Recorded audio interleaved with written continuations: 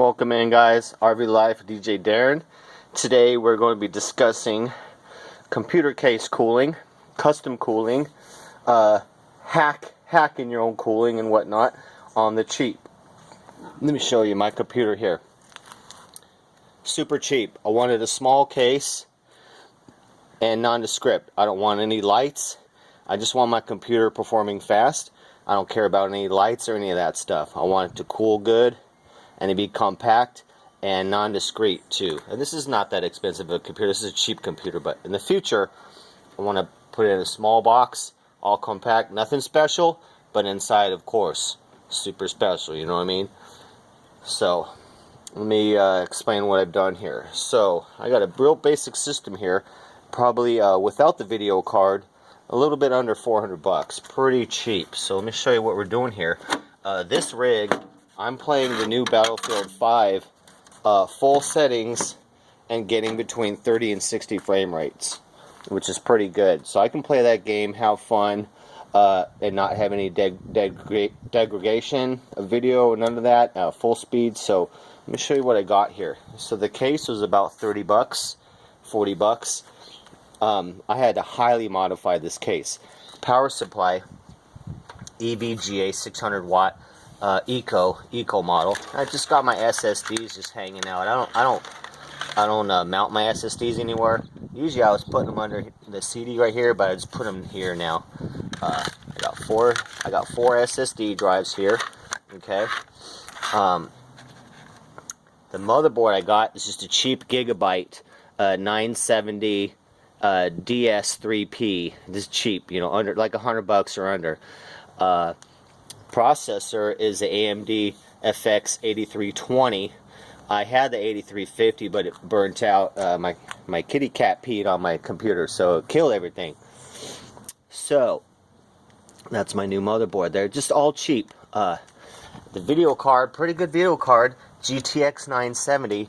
Now you can get those for 50 bucks right now used. Okay, and it's a hell of a card. Okay.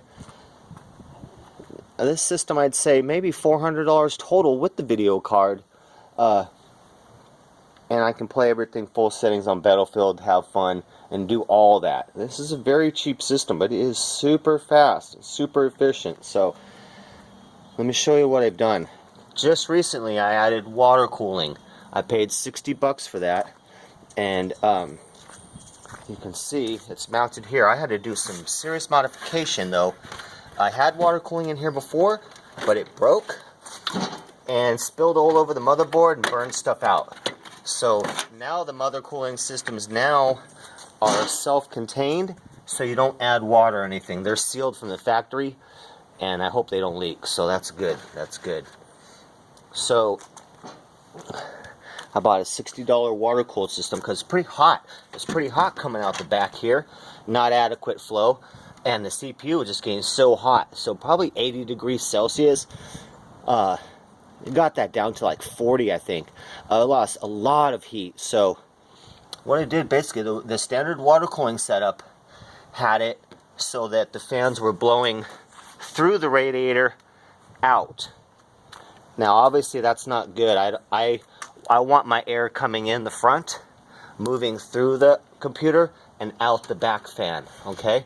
The power supply has its own air. It takes its air from the bottom and out the side here. So the power supply is independent. No air goes through that at all. It's got its own thing.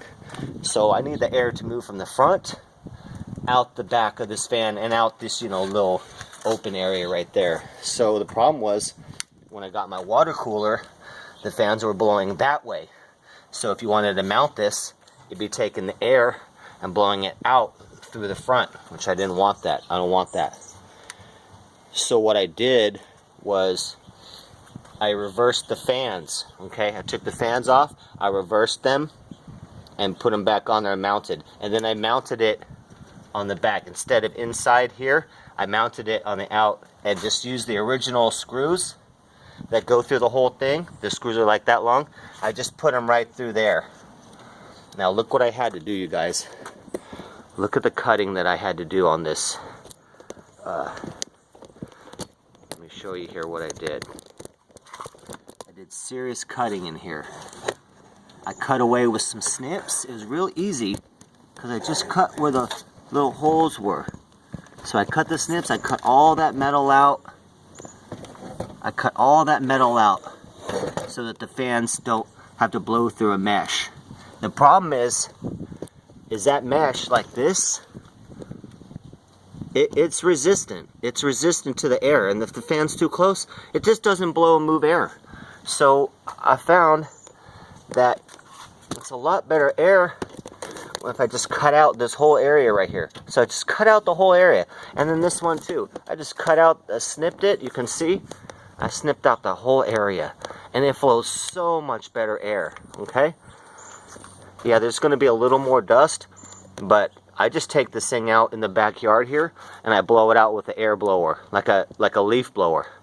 That'll get all the dust out in under a minute. You're done. Use a leaf blower to clean it. So let me show you what else I've done. So severe cooling upgrade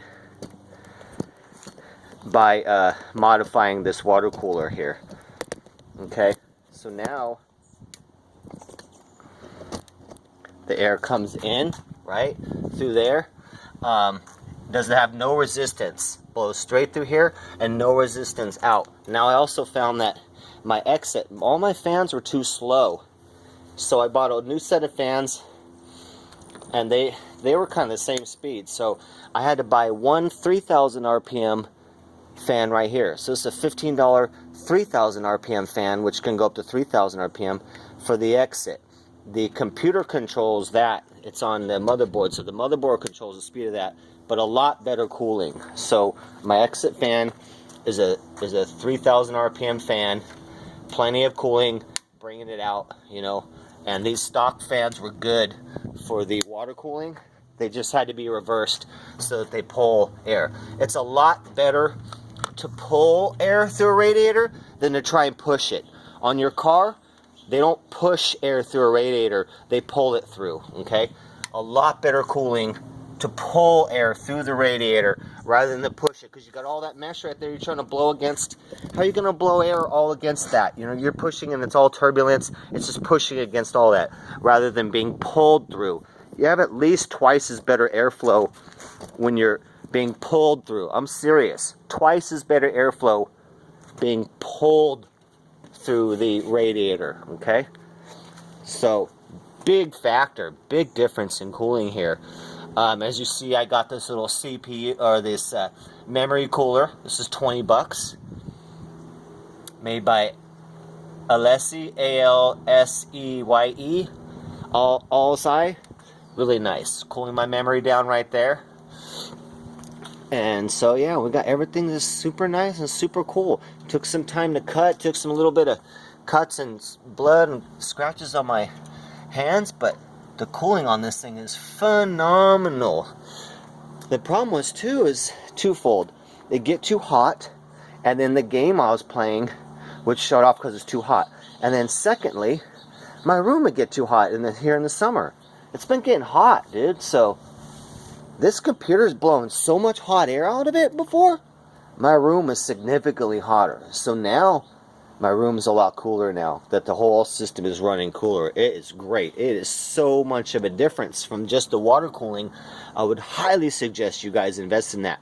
But like I said, you need to be pulling the air through the radiator. Don't push the air through the radiator. Pull it through the radiator and out.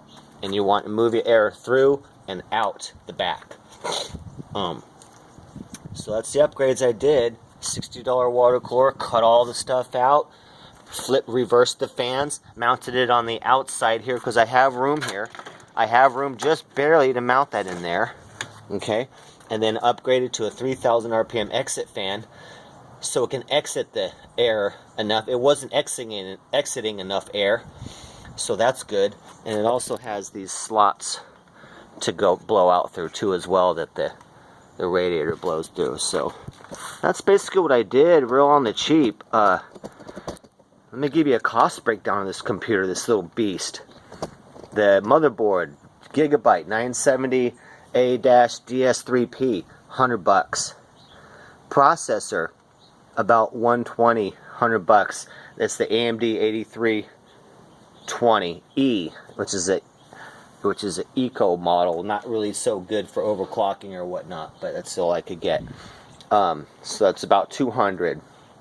Power supply 50, 250, case 30, 280, plus the memory maybe 50, 60, 340, and then the card 50. So 400 bucks. You're looking at this entire system, maybe a tiny bit more with the water cooling. So totally worth it. So yeah, there's my little breakdown of my super cooled computer. It's working so good. I'm going to be building another computer soon, doing a Ryzen 7 X3D system and all that, but that'll be later on with nice NVMe hard drives and all that stuff. So this is way back in the day. This is back 2015 or so technology right here. But what you see here is playing the brand new Battlefield 5 full settings, and I'm getting 60 to 30 frame rates varying, enough to play smooth, so it's nice.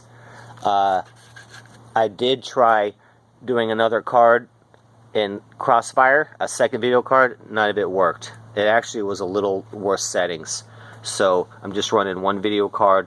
I'll upgrade that video card to a 1080 Ti later, and then I'm done with this computer. I want this to be my guest computer in my RV for people to use, and I'll have a different one, but so we can both play gaming on separate computers. So this would be my guest computer, but super nice, super efficient. And I have this right here just to keep that card level. I don't like that it hangs down a tiny bit, so I keep a little paper towel roll like that to keep the card up and not falling down. Oh, it's pretty steady right now. So that's the breakdown of that, you guys. I also have a video of me building this computer with a different water cooling system though, but I have a two-part video on my website or my channel showing building this computer. But there you go, you guys. Cooling matters, and I've been trying some overclocking now. Now that's possible because it's running severely less heat, so I can do some overclocking. So we'll see how that goes. So far I did some, it wasn't too stable, so we'll see how much we can overclock this. But there it goes, you guys. Custom cooling for cheap. Cheap system, $400 computer. Playing full settings, Battlefield. I'm all over it. So there you go. Alright, you guys. Thanks for watching the video. This is Darren, RV Life DJ Darren, signing out. Thanks.